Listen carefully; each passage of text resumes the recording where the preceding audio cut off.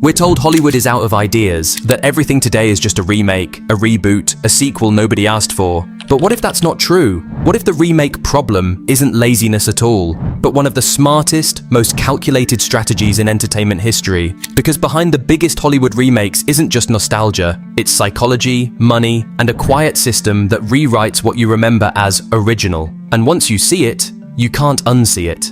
Think about this for a second. When you hear Scarface, what comes to mind? Al Pacino, The Mansion. Say hello to my little friend. That's the version most people think is the original, but it's not. The real Scarface came out in 1932, decades earlier, based on the life of Al Capone. Same core story, same rise and fall, completely erased from mainstream memory. And that's the first twist most people never realize. Hello to my little friend! You wanna play rough? Okay. Okay, you like that? Huh? The remake didn't just succeed, it replaced the original. And this isn't a one-off, it's a pattern. Hollywood has been doing this for over a century. In the early days of cinema, remakes weren't even considered lazy, they were necessary. Back when films were silent, studios would remake their own movies once sound was introduced. Entire audiences had never seen the original versions. There was no rewind button, no streaming, no archive. If you missed it, it was gone. So studios didn't just remake films, they resurrected them. See for the first time the beautiful panorama of the fabulous city of Hollywood. This is the night of thrills in Hollywood, with the coveted Oscars as the prizes. Mr. President, Marilyn Monroe. Mr. James, the Academy wishes to give you this. But then something changed. Studios realized something deeper. Familiar stories feel safe, not just for audiences, but for investors. And when you're spending hundreds of millions of dollars on a single film, safe becomes the most important word in the room. Because every movie isn't just art, it's a financial gamble. And remakes? They come with built-in insurance. You already recognize the name.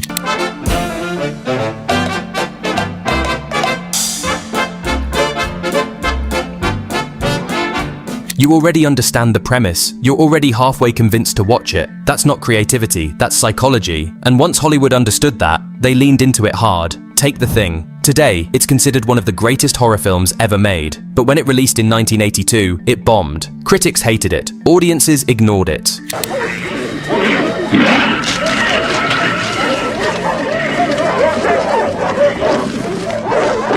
Most people don't know is that it was actually a remake of a 1951 film called The Thing from Another World. Same concept, different execution. And here's where it gets interesting.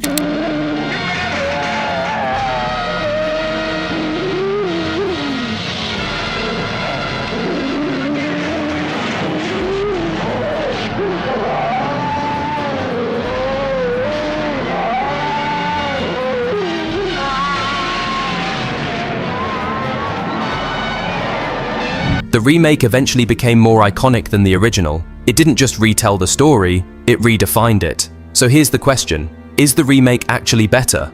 Or did it just arrive at the right time? Because timing is everything. A story that fails in one era can explode in another. Technology evolves, culture shifts, audiences change, and suddenly a story that once didn't work becomes exactly what people are looking for. That's why Hollywood keeps going back to the past, not because it has no ideas, but because the past is full of ideas waiting for the right moment. But now we need to talk about the uncomfortable side of this, because not all remakes are just creative updates. Some of them are replacements. Let's take Oldboy. The original 2003 South Korean film is widely considered a masterpiece. Dark, intense, unforgettable. Wer hat Blutgruppe AB?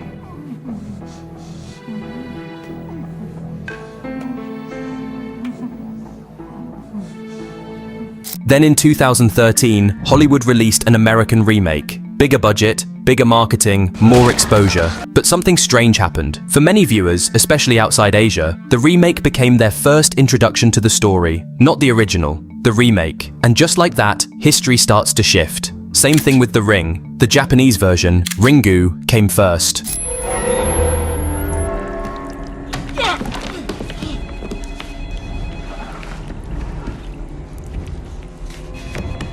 It was eerie, slow, deeply psychological. Then Hollywood remade it. And while the remake was successful, it also overshadowed the original in global consciousness. Millions of people don't even know the original exists. And this is where remakes become more than just movies. They become filters. They decide which stories get remembered and which ones quietly fade away.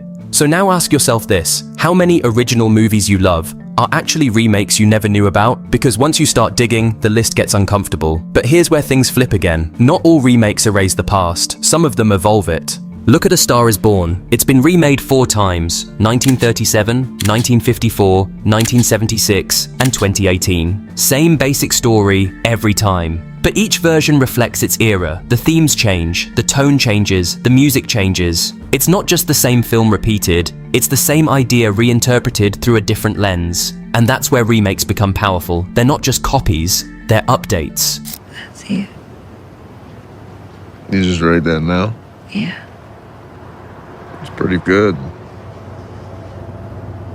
I'm falling. But there's a thin line between updating a story and exploiting it. Because let's be honest, a lot of remakes fail, and they fail for one simple reason. They misunderstand what made the original work. They focus on bigger visuals, bigger stars, bigger budgets, but forget the one thing that actually mattered: the feeling. And audiences notice that instantly. You can't fake nostalgia. You can't manufacture emotional connection. And when a remake tries to do that without understanding the original, it feels hollow. That's why some remakes crash so hard, because they're not built on passion, they're built on recognition. And recognition alone isn't enough. In fact, it can work against you, because now you're not just making a movie, you're competing with memory. And memory is powerful, it's personal, it's emotional, and no amount of CGI can replace that. So why does Hollywood keep doing it? Because the upside is massive. If a remake works, it doesn't just make money, it multiplies it. It taps into multiple generations. Fans of the original come back. New audiences discover it for the first time. And suddenly, one story becomes a global franchise. This is where intellectual property becomes king. In Hollywood, owning a story is everything. If a studio owns the rights to an old film, remaking it is like reopening a proven business. The brand is already there, the risk is lower, and the potential return is huge. That's why over the last 2 decades, remakes have exploded. But here's the twist most people don't see coming. The best remakes aren't actually remakes, they're reinventions. Think about The Dark Knight. Not a remake in the traditional sense, but a complete reimagining of Batman. Before Nolan, Batman was campy, exaggerated, almost cartoonish. After Nolan, dark, grounded, psychological. It didn't just update the character, it changed what superhero movies could be. Or Mad Max, Fury Road. A continuation, yes, but also a reinvention. It took the DNA of the original and rebuilt it for a modern audience. Same world, same chaos, completely different experience. And that's the real secret. A remake only works when it gives you something you didn't have before, because if it doesn't, why should you watch it? Now fast forward to today. Remakes are no longer just competing with other movies. They're competing with everything. Streaming platforms, YouTube, TikTok. Your attention is the most valuable thing in the world, and everyone wants it. Which means the bar is higher than ever. You can't just remake a movie, you have to justify it. You have to make it feel necessary. And that's getting harder. Because audiences are changing. They're more aware, more skeptical, more vocal. If a remake feels lazy, they'll call it out. If it feels forced, they'll ignore it. And if it disrespects the original, they'll reject it completely. And yet, despite all this, remakes aren't slowing down. Because here's the truth. We say we want originality, but we click on familiarity. We complain about remakes, but we watch them anyway. We say Hollywood has no ideas, but we keep rewarding the same ones. And that's the real reason remakes exist. Not because Hollywood is out of ideas, but because we keep proving they work. So now the question isn't why does Hollywood keep making remakes? The question is, why do we keep watching them? Is it nostalgia, curiosity, comfort? Or is it something deeper? Because every time you choose a remake over something new, you're not just watching a movie, you're shaping the future of the industry. You're telling studios what works. You're telling them what to invest in. You're telling them what stories deserve to be told again, and which ones don't. And that's where things get interesting. Because the next time a remake replaces an original in your memory, it won't feel like history being rewritten. It'll just feel normal. And that's how it happens. Quietly, gradually.